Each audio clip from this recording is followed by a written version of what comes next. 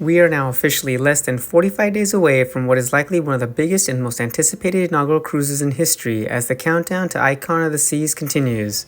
Hey everyone, Cruising with JT here, and this past Wednesday, December 13th, check-in officially opened for the maiden voyage and it was pretty intense. Let's talk about it.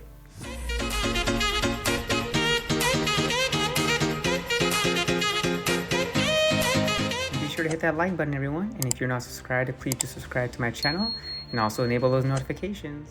One of the dates that nearly every Icon of the Seas guest sailing on the maiden voyage had circled on their calendar was Wednesday, December 13th. This was the day that check-in opened for our January 27th, 2024 inaugural sailing, and it was as crazy as expected. I'm a part of a few Facebook groups that are associated with this sailing, and when we knew that check-in opened at midnight Eastern on December 13th, people were getting ready to make sure they could book one of the first time slots available.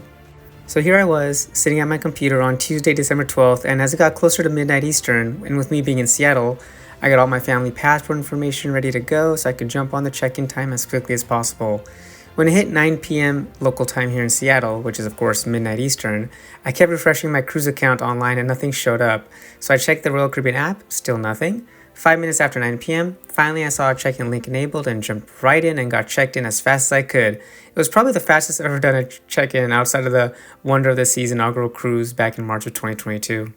So I finished checking in myself, my wife, and my daughter by 9:10 p.m. local time, and the earliest time slot available was 12 to 12:30 p.m. At that moment, I knew that the first time slot of 11:30 to 12 p.m. was already filled up, and how folks got in that early and did it that quickly is pretty impressive, or maybe they didn't have to check in 3 people, but I knew I went as fast as I could. I'm happy with the second time slot available, as we'll still be some of the first folks to board and check things out on embarkation day. This experience reminds me how fun and crazy it can be when you have so many passionate cruisers with similar mindsets doing the same thing at the same time. Luckily for all of us, the website did not crash and the servers held up as expected during the registration process. The app took a little bit longer to work, so word of advice to you is if you really want to check in as soon as possible for your cruise, which typically happens 45 days from your sail date, your best bet is to use the website and not the app. There's less chance of glitches happening or something going wrong. I got our information filled out, including passport, credit card information, and all that. It was a heart-pumping 10 minutes, let me tell you, but I'm so glad we got it done. Everyone was celebrating their check-in time on the Facebook group afterwards, and folks were just super excited to be much closer to getting on Icon as soon as possible. Now that check-in is completed for everyone, what comes next? We eagerly await the 30-day countdown to see if it's possible to pre-book any shows and entertainment taking place on board. Royal Caribbean has begun allowing guests to pre-book their shows, such as those taking place in the Aqua Theater on Oasis-class ships, so my hope is that we can do the same for Icon of the Seas on December 27th or around that time frame, which is of course 30 days before the inaugural. We have a pretty good idea of how our days will be in terms of meals and whatnot, but if we can plan our shows in advance, that will make it much easier to coordinate doing things on board. You may have guessed this already, but I am not getting off of Icon of the Seas until the last day of the cruise, of course while we're at Royal Caribbean's private island, Perfect Day at Coco Cay. The first 6 days on board Icon of the Seas are going to be so jam-packed with spending time with my family, trying out all the new experiences on board, and of course bringing you along for the journey by posting updates very frequently and going live on YouTube daily so you can see what is happening on the ship on any given day.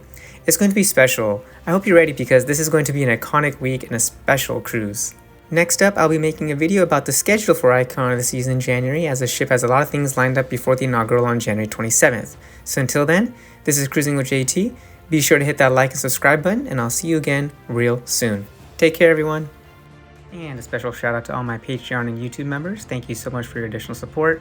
If you'd like to become a Patreon or YouTube member, I'll include the links in the description below. It's basically a behind the scenes view of Cruising with JT and special access to various benefits and perks and inside information to my upcoming videos. So if you do decide to join, I truly appreciate your support. This video is sponsored by MEI Travel. Feel free to reach out to me at cruisingwithjt@gmail.com and I'll get you connected to my travel agent at MEI Travel. She'll take great care of you, and I'll also include the information in the description below. Thank you so much.